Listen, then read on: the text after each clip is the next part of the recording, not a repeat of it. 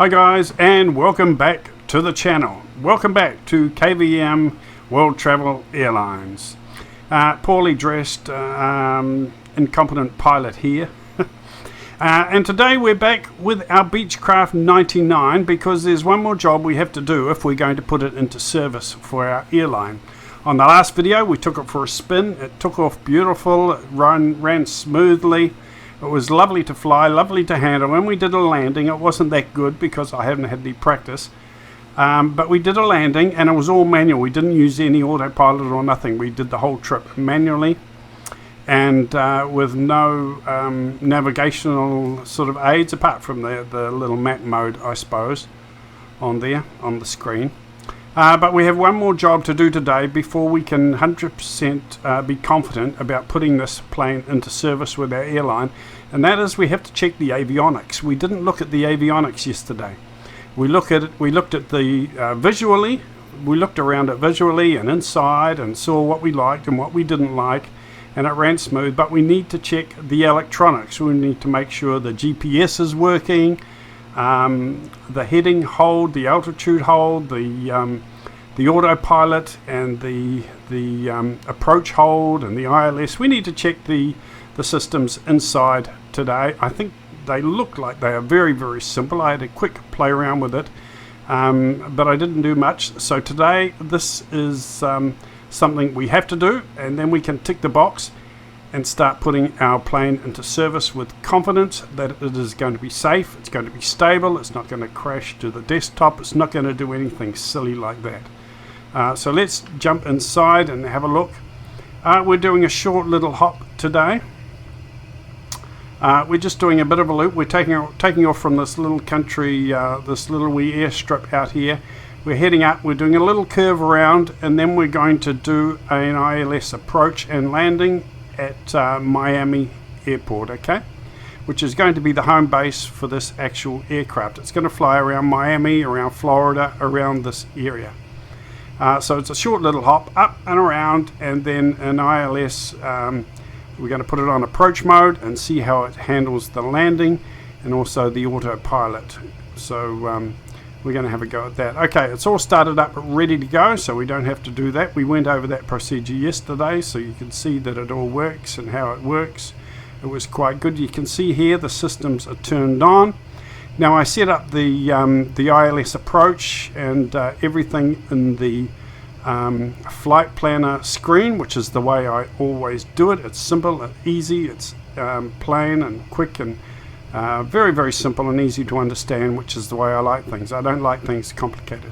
So it's all done in there. It's all programmed into our radio, our computer, our ILS frequency. Everything's in there. So we're going to depart now and just see if we can turn on our autopilot, follow our GPS, and do an ILS landing. Okay, so let's bring up our throttle.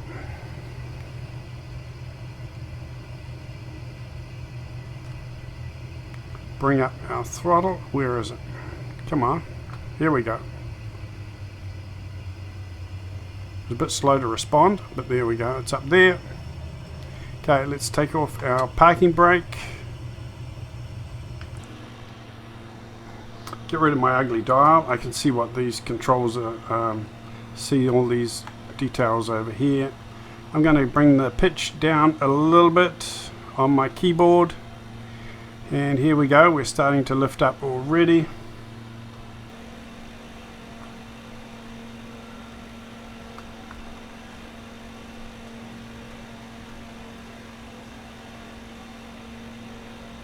Okay, now I use my pitch buttons to try and stay at 10 degrees climb. Just a little bit above 10 degrees. There we go. I'll use my keyboard just to keep my wings level, really. And I'll use my pitch just to keep my plane at 10 degrees as we pull out.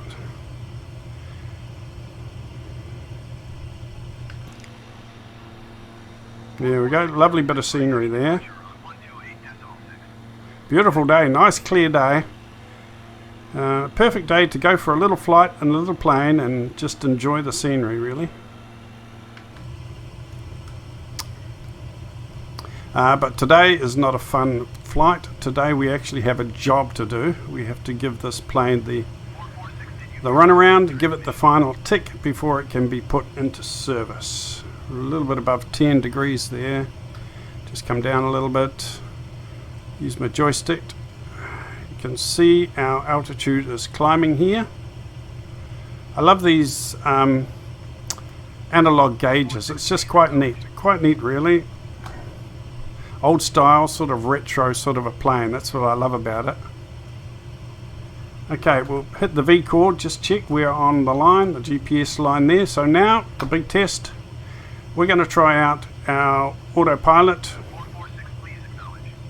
Actually, what I'm going to do is I'm going to turn and go off course a little bit, because we're actually on the GPS line now. So I'm going to go off course for a little while, then I'm going to turn on the autopilot, and we'll see what the plane does, see how she reacts. Does she come back to intercept the GPS? We'll do some work on the altitude hold buttons, and we'll see what happens with this plane, see how she reacts. We're putting it through its paces today. Okay, I better just bring the throttle down a bit. We're still on full throttle. We don't need full throttle. Okay, you can see here I'm way off course now. So what I'm going to do here, altitude, I'm going to put my altitude a bit lower because we haven't got far to go. We're only just going up the road really. So I'm going to set that at 4,900 feet. I'm going to turn the altitude hold mode on. Autopilot master. I'm going to engage the autopilot. Autopilot heading mode off. Autopilot navigation mode, I'm going to turn that on. Vertical speed, we're going to be climbing up to 4,000 or 5,000 feet. I've got that on 1,200, so that is set.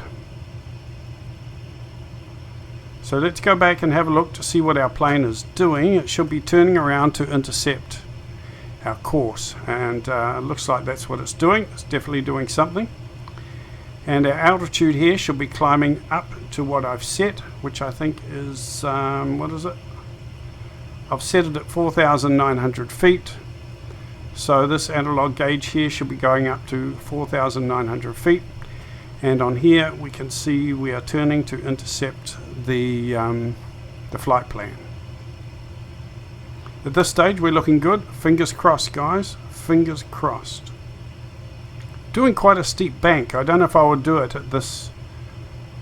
I don't know if I would do a bank that steep actually if I had passengers on board. We're empty. We're empty today. As you can see, there's nobody there. Just little old me. Taking this for a bit of a test flight. Let's see if we can give it the big tick to start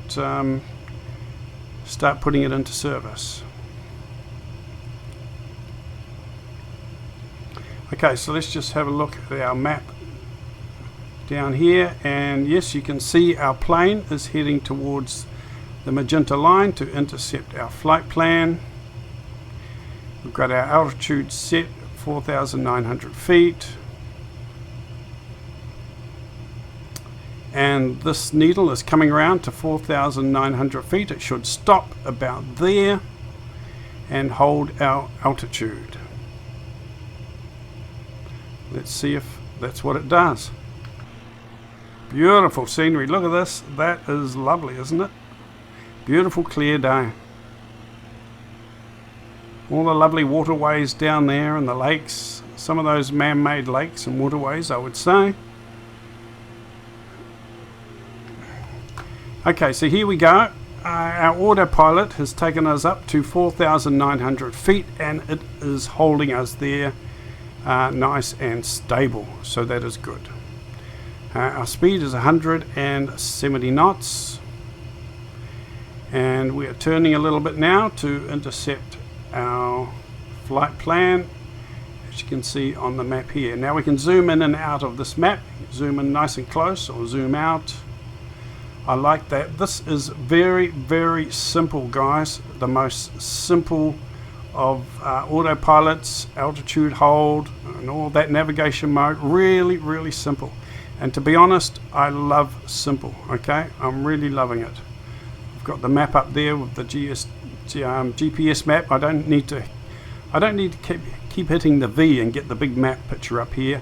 I've got the display down there, and I can see that display that we're right on course. So I'm loving that. So far, very, very smooth to fly this plane.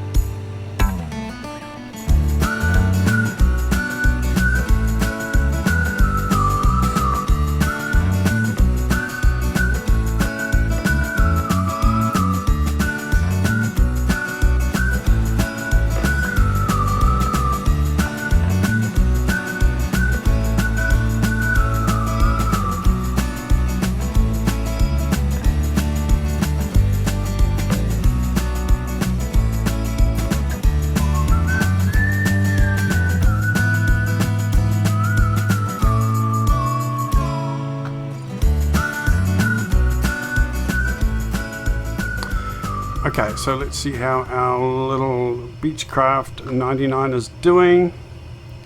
We're right on line here.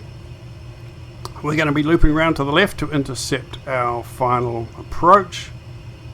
So I'm going to start dropping my altitude down. Got to bring my altitude down to 3,000, maybe 2,900 feet. Vertical speed, I'm going to bring that down. Where is it? Vertical speed. Can't seem to be. Hold mode on. Here we go. Vertical speed. I bring it down to minus. What have we got? Minus 1,200 for the vertical speed. That is good. And my altitude is set at 2,900 feet. Let's have a look over here. Is our altitude coming down? No, it's not. So let's click the autopilot again.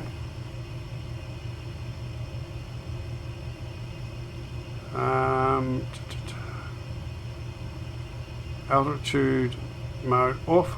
Put altitude mode on. Okay, I've clicked altitude mode on, and now you can see our altitude is starting to come down. So it's just a matter of getting used to these little buttons and what everything does and how to do it and when to do it. So we're on the loop now to come around to our final approach, line up the ILS. We've got a little approach hold button here, which I'm going to click as soon as we're online in front of the we're on our final approach. I'll click that. And hopefully things will go swimmingly well. So far so good, guys. Let's keep our fingers crossed, eh? Keep our fingers crossed that this little plane will do everything it's supposed to do, and we can tick the box and start putting it into service. So far so good.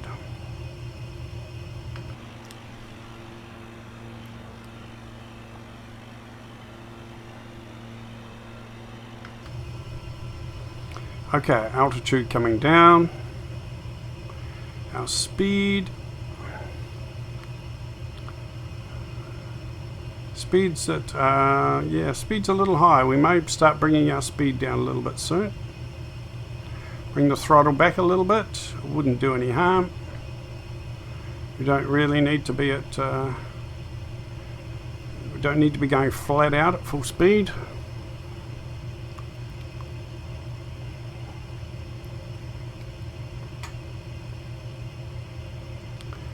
Okay, how's our altitude? 3,000 feet.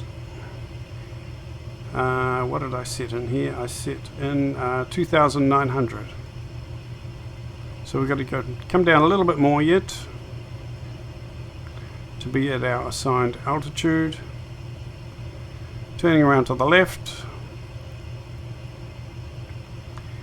As soon as we complete this turn, I will engage the approach hold.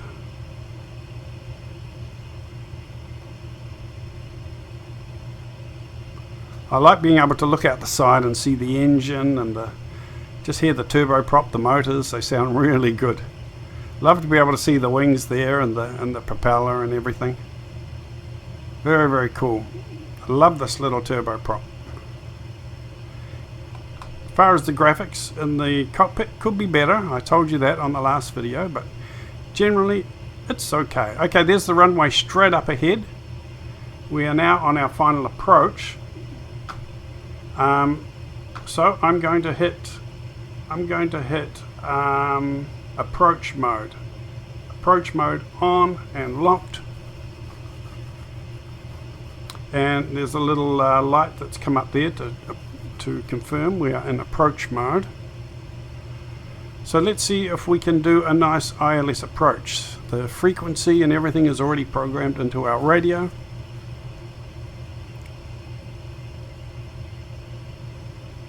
So, fingers crossed, here we go.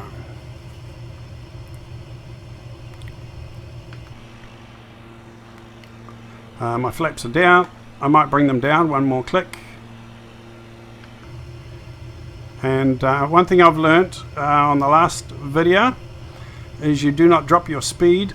You do not drop back the throttle to idle or close to idle until you're almost right at the runway. This plane slows down and falls out of the sky really fast. It's not like the Boeing where you can drop down to idle and sort of coast in at a very low throttle. This one, when you pull the throttle back, the plane just drops, and you got to be careful. You lose speed and altitude very, very fast. So I'm not going to drop the throttle back until I'm almost right on the runway, and then I will kill the throttle and it'll slow down very, very fast. So keep your revs up, keep your throttle up until you're basically just about ready to land, guys.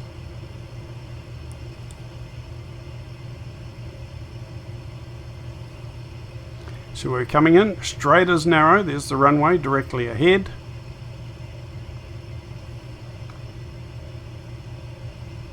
And you can see on our display there, we're heading straight in. We have our altitude hold mode on, autopilot on, and our approach hold mode on. I really like this plane, so I'm really hoping that the Avionics do everything they are supposed to do. I'm really hoping there's no bugs or no crashes. Okay, gear down and locked in position, and we're coming in nice and straight.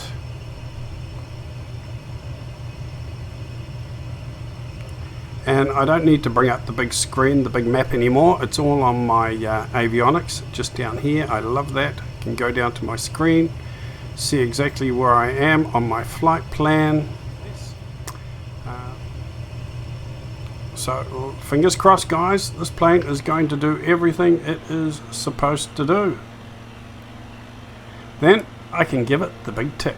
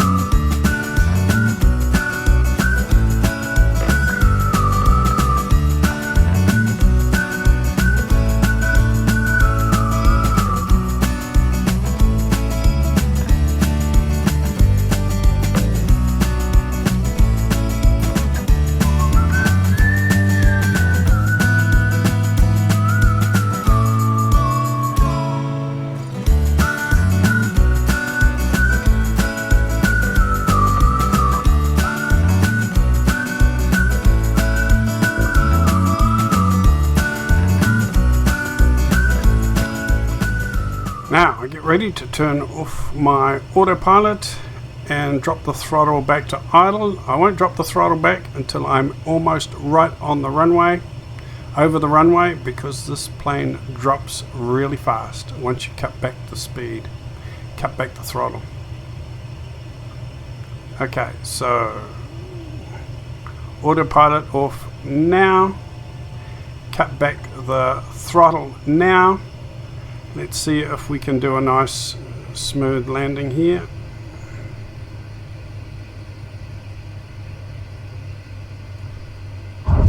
Oh, a bit hard that was, a bit hard.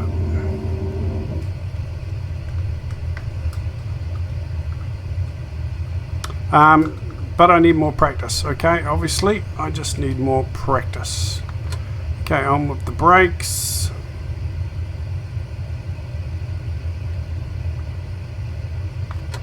Up with our flaps.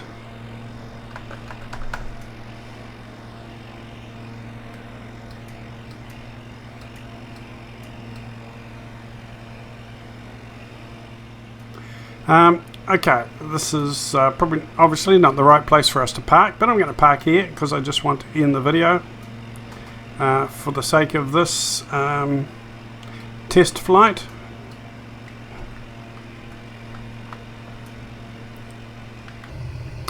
And to turn off, we just kill the throttle and we turn off the battery power, and everything's pretty sweet. Well, there we go. We did a flight using our autopilot, our altitude hold mode, and our approach mode, so we did an ILS landing, and I've got to say that was pretty sweet. I can't find any fault with it. The avionics are very, very simple, as you can see, just like the rest of the cockpit. It's very, very simple. You can zoom in and out of your map here. You've got your autopilot, altitude settings all in here, your approach mode, everything in here. And it's one of the most simplest aircraft I've ever flown as far as avionics, start up, shut down, autopilot, everything. Just very, very simple, but very efficient, very effective. There were no glitches, there were no stutters, there was no crashes to desktop. I think after I installed the game, I had a look at the plane and I tried out some different views, and I had a bit of a crash then. But other than that, once I've got the plane up going and I know what to do, it has been as smooth as mother's milk. So all in all, very, very happy. I'm going to work this plane really hard for the airline now. And I think I'm happy to give it the big tick of approval to go into service for KVM World Travel Airlines. It'll go into the little wee country towns, the little wee bush airports and runways, pick up passengers and bring them into the big centres, into the big airports and cities to catch their other flights. So as a little feeder flight, 13 people at a time, it is going to run at a profit. It is not that expensive to run this little aeroplane. So I think it was a good decision for me. As I said, the only faults that I can find with it is the interior. The dashboard is not the highest, greatest quality cockpit you will ever see in Flight Sim 2020. You will see them as good as this in FSX, but I loved FSX, so that doesn't worry me. I love the fact you can see all the seats in the back, the cabin where all the passengers are. But most of these buttons, just about all of these little switches are working. They all do something. All the lights and the startup switches. Avionics worked beautifully for me. Now, if you need something more in depth, more study level, this is not the plane for you, okay? But if you just want a little puddle jumper to go from A to B with a little group of passengers, this will do the job quite nicely. Well, it suits me anyway, so you be the judge. You make your decision. There are hardly any tutorials or anything on YouTube with this plane. there is virtually nothing on YouTube with this plane, so I might do a few more videos about this plane and flying it, because when I tried to do my research, there was very, very little. There was a couple of reviews that were pretty scathing, but that was like 7 or 8 months ago. I think the plane has been updated. It looks a lot better now. It certainly runs nice and smooth, and it did everything it was supposed to do. So I like it, and I think it's going to become one of my favorite little planes. This and the 737 MAX. It's funny that they both got very bad reviews, but I love them. It's very strange. I'm a bit of an oddball, okay? I don't care what the critics and the fancy YouTubers say. I do what I want. I play my flight simulator the way I want to play it, and you should do the same, actually. Okay, I hope you enjoyed the video, guys. Put your comments down below. What do you think of this little plane? Love it or hate it? Both ways, I will fully understand what you mean. But you stay safe, and I'll see you on the next video. Take care, guys.